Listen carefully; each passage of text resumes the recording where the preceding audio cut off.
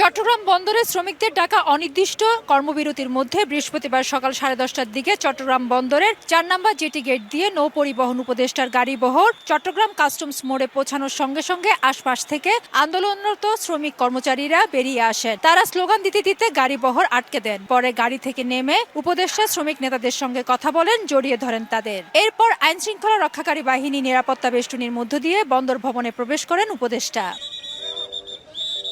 পরে বন্দরে চলমান সমস্যা সমাধানে বিভিন্ন সংস্থার শীর্ষ কর্মকর্তাদের সঙ্গে পূর্ব নির্ধারিত বৈঠকে বসেন নৌপদেষ্টা। প্রায় 1.5 ঘণ্টা বৈঠক শেষে নৌপদেষ্টা গণমাধ্যমকে বলেন, বন্দরের অচলাবস্থায় দেশের অর্থনীতি ক্ষতি হচ্ছে। আলোচনার মাধ্যমে সমাধানের আশ্বাস দেন তিনি। আমি গত 1.5 বছর মানুষের জন্য কাজ করছি, ইনশাআল্লাহ স্যার।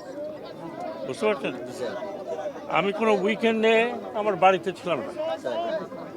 আপনাদের কথাও আমি বুঝি, আমার কথা আপনাদেরকে একটু বুঝতে হবে। তারপরে যেটা হবে উইল ডু ইট। বন্দর ভবন থেকে বের হওয়ার সময় পুনরায় নৌপদেষ্টার গাড়িবহর তোপের মুখে পড়ে। ইজারা প্রক্রিয়ার বিরুদ্ধে স্লোগান দিতে থাকেন আন্দোলনরত শ্রমিকরা। বন্দর চেয়ারম্যান ছাড়াই বৈঠক করার দাবি জানান শ্রমিক নেতারা। গত 2 দিন আমাদের শিপিং পুরোটাই বন্ধ ছিল, কোনো ফরেন শিপ আসা যাওয়া করে নাই, কোনো কর্মচারী বা কোনো জাহাজ বন্দর থেকে ছাড়া হয় নাই। আজকে পরিকল্পিতভাবে সমস্ত বন্দরকে সরকারের পক্ষ থেকে কলাপস করে নির্দিষ্ট সংখ্যক কিছু মানুষকে তারা জোর করে নিয়ে জাহাজগুলো ছাড়ানোর চেষ্টা করছে। এর আগে বৃহস্পতিবার সকালে অনির্দিষ্টকালের কর্মবিরতির দ্বিতীয় দিনে ব্যাপক সেনা, নৌ ও পুলিশ সদস্যরা বন্দরের 4 নম্বর গেটে অবস্থান নেয়। এই সময় শ্রমিকদেরকে বন্দরের অভ্যন্তরে প্রবেশ করতে দেওয়া হয়নি। এই নিয়ে ক্ষোভ প্রকাশ করেন শ্রমিকরা।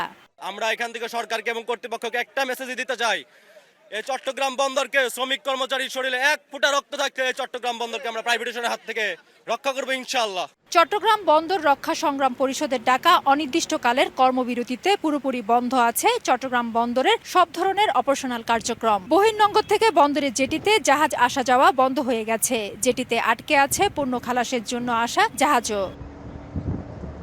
ফেরদৌস লিপি, সময় সংবাদ, চট্টগ্রাম।